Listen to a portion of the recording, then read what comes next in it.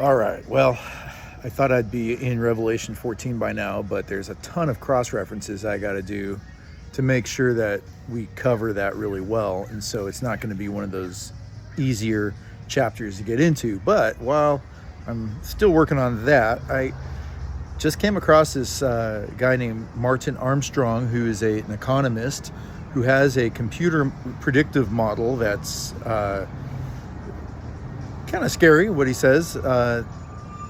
He's predicting that things are going to pick up in August and we're going to head into World War III sooner than later, and that it'll intensify into 2027.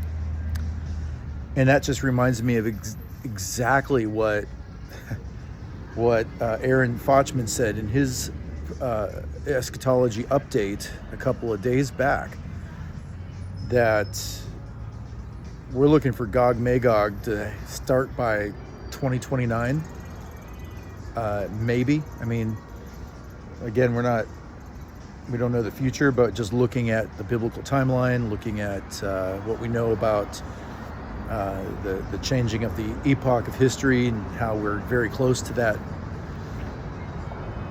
this is kind of a predictive timeline to be looking at up to this last 7 years. And that if Christ died in 33 AD, then his return will be, could be, might be, may or may not be 2033, around that time. And I'm all for just watching these things and, if anything, just preparing yourself for the possible return of the Lord in the upcoming years. There's nothing wrong with that. Definitely do not try to predict, what on this day this is going to happen. On this year, this has to happen. Nothing has to do anything. God's in charge and he's in control of history, and he will unfold it as he wants to on his time. And he may delay things. He may make them come sooner than we think. Like Jesus said, when he comes, it's going to be on a day you're not expecting.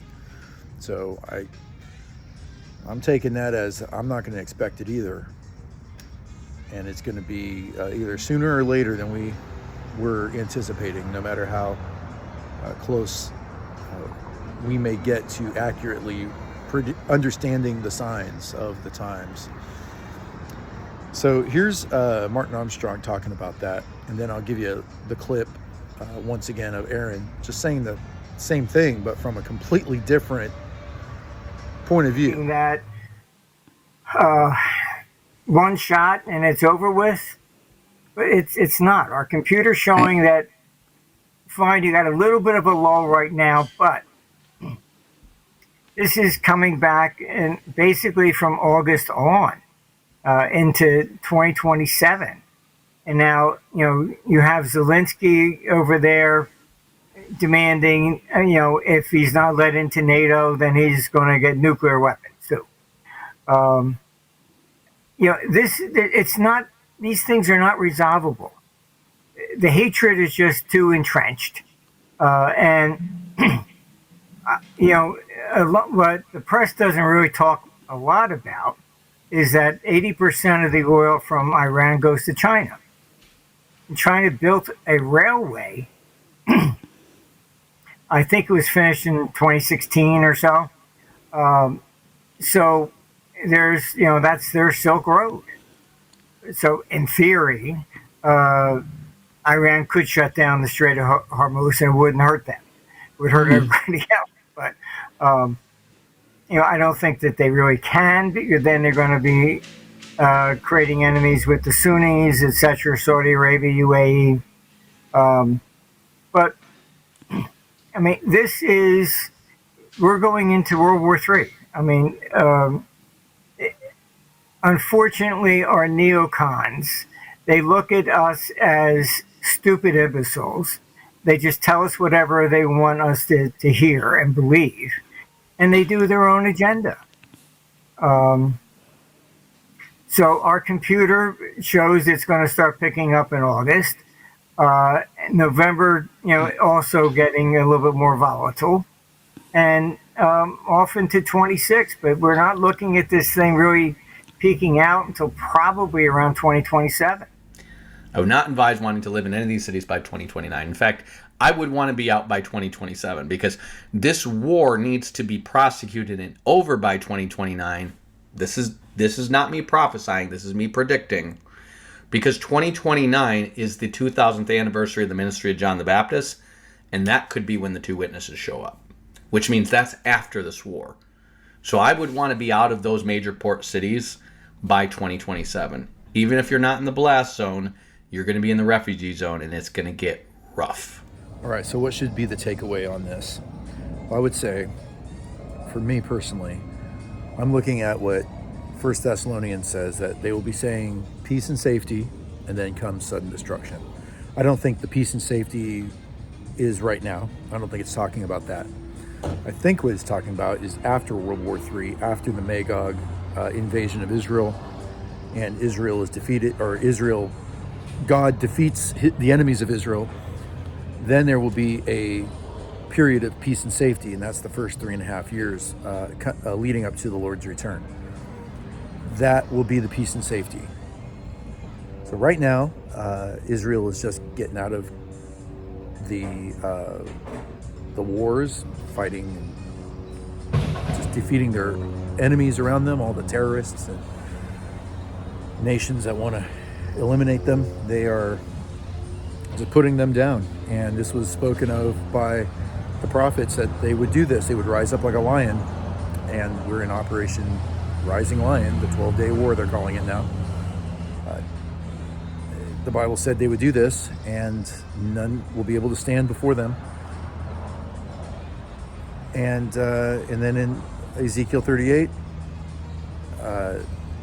those Magog and his nations will come up against Israel after Israel has come out of a war, which they are just now coming out of, when they are resting in unwalled villages and at peace, which is what I think is going to be facilitated soon for them. But what's that mean for us in the U.S.? Well, by the time you get to Magog, the U.S. isn't there to defend them. So, at best case scenario, we just have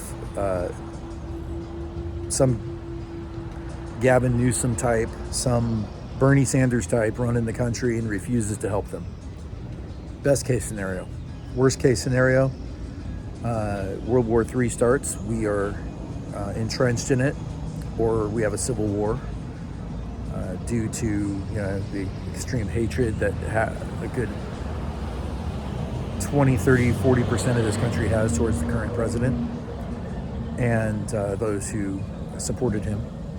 So something like that could very well take place and cripple us from being able to help Israel by the time the Magog War starts. This predictive model this guy's talking about is saying that's on the horizon within, to start boiling up again within months. I don't know.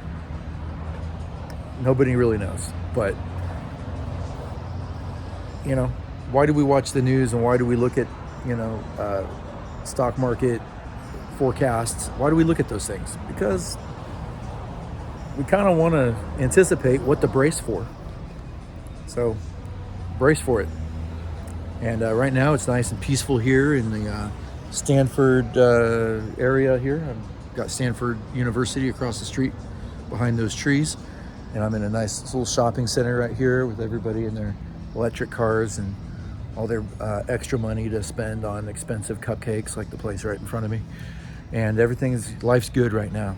But I kind of feel like Sarah Connor in Terminator 2. Anybody not wearing 2 million sunblock is gonna have a real bad day. Get it? God, you think you're safe and alive? You're already dead, everybody. But I'm not freaking out like her. I know that who I belong to, and I know who's coming, and I know who wins and who wraps this whole thing up. And he gave us a roadmap in the Bible to show us what's going to happen. So I'm not going to be worried about it. I would take precaution. May not be San Francisco, LA, may not be the best place to be around when these things start to happen in the next couple of years. And